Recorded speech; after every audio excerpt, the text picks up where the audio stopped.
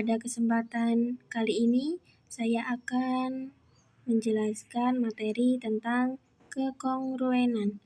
Pada definisi 5.1, jika M suatu bilangan bulat positif, maka A, ini lambang kekongruenan ya teman-teman, maka A kongruen B mod M, ini modulo M. Bila dan hanya bila M membagi habis A min B. Jika M tidak membagi habis A min B, maka dikatakan A ini lambang tidak kongruen. Maka dikatakan A tidak kongruen B modulo M. Nah, di sini saya akan memberikan contoh. Nah, tadi dikatakan untuk menghasilkan kekongruenan ini M harus membagi habis A min B. Jadi modulnya di sini 4, 25 sebagai A dikurang 1 ini sebagai B. Maka 25 dikurang 1 sama dengan 24. Dan 24 ini terbagi oleh 4. Maka 24 ini terbukti kongruen. Contoh selanjutnya, 31 ini tidak kongruen 5 modulo 6. Dikarenakan 31 dikurang 5 sama dengan 26 tidak terbagi oleh 6. Maka di sini tidak kongruen ya teman-teman, karena M di sini tidak membagi habis A min B.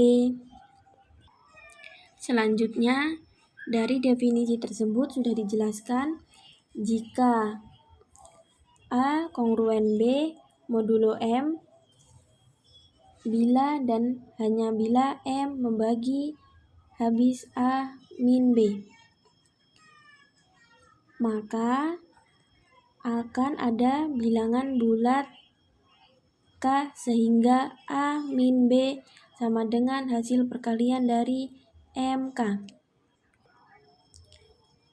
Karena A min B sama dengan hasil perkalian M dan K, maka artinya A sama dengan MK plus B untuk mendapatkan A kongruen B modulo M.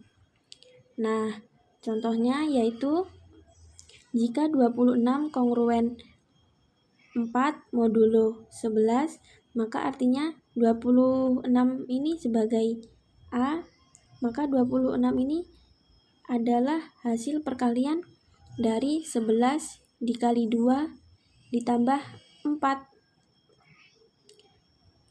26 sebagai A, 11 sebagai M, 2-nya ini K, dan 4-nya ini B. Nah, ini terbukti ya teman-teman. Ini untuk contoh dari definisi 5.1. Kekongruenan modulo suatu bilangan bulat positif adalah suatu relasi antara bilangan-bilangan bulat. Dapat ditunjukkan bahwa relasi kekongruenan itu merupakan relasi ekuivalensi. Kita ingat bahwa suatu relasi disebut relasi ekuivalensi jika relasi itu memiliki sifat relasi, sifat simetris, dan sifat transitif.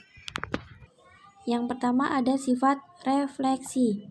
Jika A kongruen A modulo M. Di sini kita buktikan A min A sama dengan 0. Jika A kongruen A modulo M, 13 kongruen 13 modulo 6 sama dengan 13 dikurang 13 sama dengan 0. 0 ini terbagi oleh 6. Maka terbukti ya teman-teman. Sifat kedua, sifat simetris. Jika A kongruen B modulo M, maka B kongruen A modulo M. Buktinya A kongruen B modulo M. Di sini A-nya tadi kan 13, kongruen 1 modulo 6. Jadi 13 dikurang 1 sama dengan 12 ya teman-teman. Dan 12 dapatkan hasil perkalian dari 2 dikali 6. Maka B kongruen A modulo M. 1 kongruen 13 modulo 6. 1 dikurang 13 sama dengan min 12. Sama dengan min 2 dikali 6.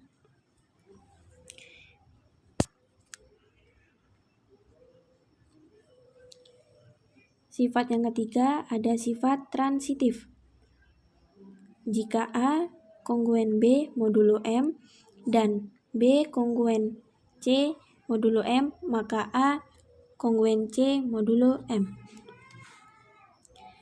Di sini kita buktikan jika A kongruen B modulo M. A-nya 13 ya teman-teman dan B-nya 1 modulo M. Nah, di sini kita substitusikan.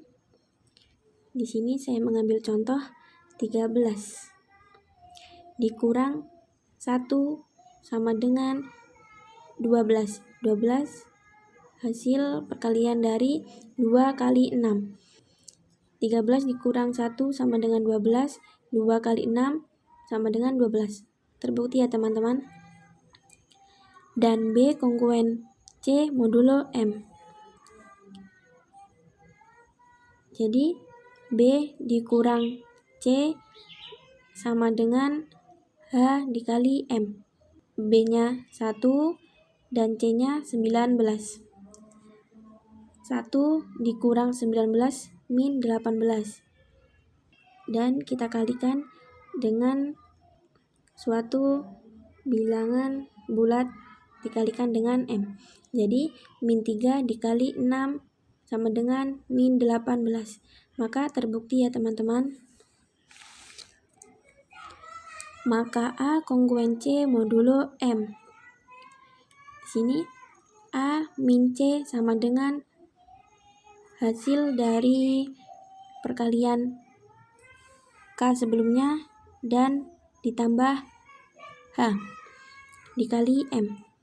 A-nya tadi kan 13 ya teman-teman dan C-nya 19 sama dengan K-nya tadi 2 dan H-nya min 3.